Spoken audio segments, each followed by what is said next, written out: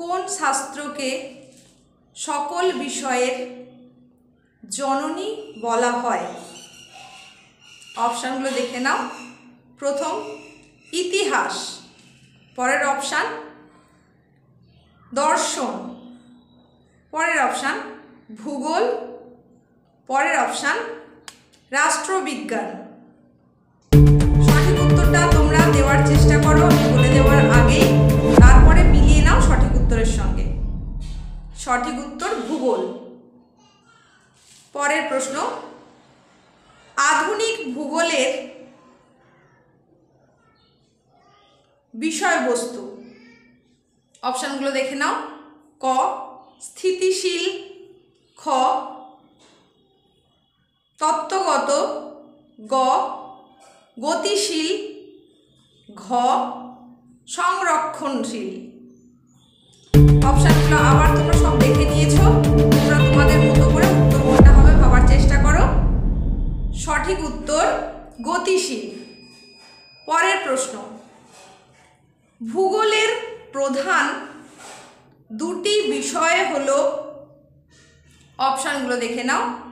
ক প্রকৃতি ও মানুষ, অপশান খ মৃত্তিকা ও নদী, অপশান গ ভূপ্রকৃতি ও জনসংখ্যা, অপশান ঘ আবহাওয়া ও জলবায়ু। সঠিক উত্তরটা নিশ্চয়ই তোমরা ভেবে নিয়েছো, আমার বলা উত্তরের সঙ্গে মিলিয়ে দেখে নাও। সঠিক উত্তর প্রকৃতি ও মানুষ। পরের প্রশ্ন, রিচার্ড হার্টসন কোন দেশের ভৌগোলিক? অপশান ক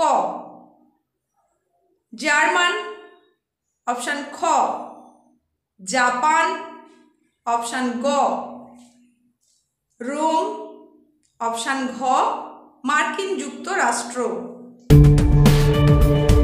সঠিক উত্তরটা ভেবে নাও, তারপর দেখো মিলিয়ে নাও।